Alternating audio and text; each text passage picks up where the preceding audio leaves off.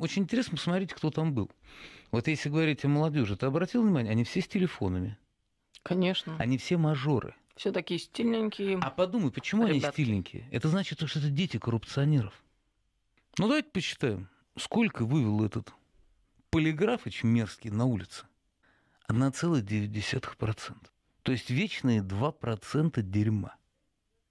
И вот эти 2% дерьма считают, что они здесь власть, считают, что они могут портить людям праздник. Вот эти 2% дерьма считают себя вправе что-то кому-то в Москве объяснять.